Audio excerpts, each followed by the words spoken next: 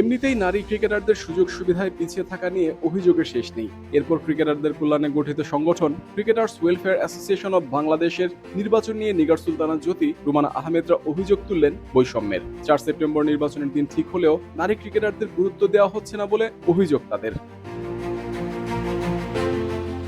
রুমানা আহমেদ ফেসবুকে ক্ষোভ উগরে দিলেন এভাবে, বৈষম্য বৈষম্য আর বৈষম্য। যেখানে ক্রিকেটে উন্নত দেশগুলো তাদের নারী ক্রিকেটারদের সঙ্গে নিয়ে অনেক দূর এগিয়ে যাচ্ছে, সেখানে বাংলাদেশের নারী ক্রিকেটারদের কোনো প্রকার আলোচনাতেও আনছে না। এই বৈষম্যটা কেন? নারীরাও তো এদেশের ক্রিকেটে গৌরব বয়ে এনেছে। বহির্বিশ্বে যেখানে নারীরা ফ্র্যাঞ্চাইজি লিগ যেমন women's IPL, women's Big Bash league, women's PSL খেলে, সেখানে বাংলাদেশ একটা ওমেন্স বিপিএল নিয়ে আলোচনা করতে করতে থেমে যায়। বারবার একইভাবে পরের বছর বলেই থেমে যায়। যদিও বাংলাদেশের ছেলেদের বিপিএল এখনো দাঁড়াতে পারেনি, কিন্তু এই দায়ভার কার? রুমানা ক্ষুব্ধ আরও কয়েক কারণে। সম্প্রতি বোর্ডে কোয়াপ নিয়ে বেশ আলোচনা চলছে। এখানে পুরুষ ক্রিকেটারদের অনেক আনাগোনা দেখলেও কোনো নারী ক্রিকেটারদের দেখা মিলল না। তাহলে নারীদের অবস্থান কোথায়? যাদের হাত ধরে এই নারী ক্রিকেট, তারাই বা কোথায় এখন? তামিম, সাকিব, মাহমুদুল্লাহ যদি সবার আলোচনাতে থাকে, সালমা, রুমানা, জাহানারাদের নিয়ে কোথায় আলোচনা? কবে নারী পুরুষদের বৈষম্য দূর হবে? কবে একটা সুন্দর সংস্কৃতি তৈরি হবে? এত বছরের ক্রিকেট ক্যারিয়ারে এটুকু মূল্যবোধ তো আশা করতে পারে নারী ক্রিকেটাররা। নারী জাতীয় দলের অধিনায়ক নিগার সুলতানাও ক্ষুব্ধ এই নিয়ে। তিনি নিজের ফেসবুক পোস্টে লিখেছেন, ক্রিকেটার আর নারী ক্রিকেটারের ভেতর পার্থক্য আছে বন্ধু।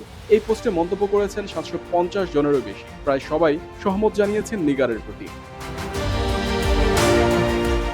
ক্রিকেটারদের সংগঠন ক্রিকেটার্স ওয়েলফেয়ার অ্যাসোসিয়েশন অব বাংলাদেশের নির্বাচনকে সামনে রেখে কয়েক দফা বৈঠক করেছেন তামিম ইকবাল, মোহাম্মদ মিঠুন, এনামুল হক বিজয়রা। তবে সবশেষ কয়েকটি সভার কোনোটিতেই ছিলেন না কোনো নারী ক্রিকেটার। এমন বৈষম্যের প্রতিবাদ জানিয়ে ক্ষোভ প্রকাশ করেছেন বাংলাদেশ নারী দলের ক্রিকেটাররা। 2024 সালের 5 আগস্ট সরকার পরিবর্তনের পর কোয়াবের দায়িত্ব থেকে সরে দাঁড়ান সভাপতি নাইমুর রহমান দুর্জয় ও সাধারণ সম্পাদক দেবব্রত পাল। তারা সরে দাঁড়ানোর পর সেলিম সাহেদকে আহ্বায়ক করে 13 সদস্যের আহ্বায়ক কমিটি গঠন করা হয়। কোয়াবের নির্বাচনকে সামনে রেখে কিছুদিন আগে ক্রিকেটারদের সঙ্গে বৈঠক করেন তামিম। পরবর্তীতে নির্বাচনের দিনক্ষণ ঠিক করতে আবারও বৈঠকে বসেন তারা।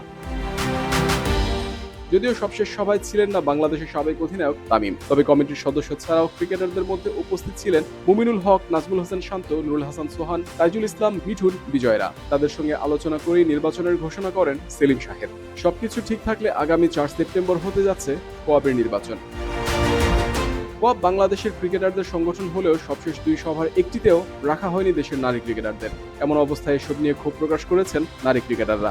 নারী ও পুরুষ ক্রিকেটারদের মধ্যে যে বৈষম্য করা হচ্ছে, সেটা এখনো বেশ কয়েকটি কর্মকাণ্ডে স্পষ্ট।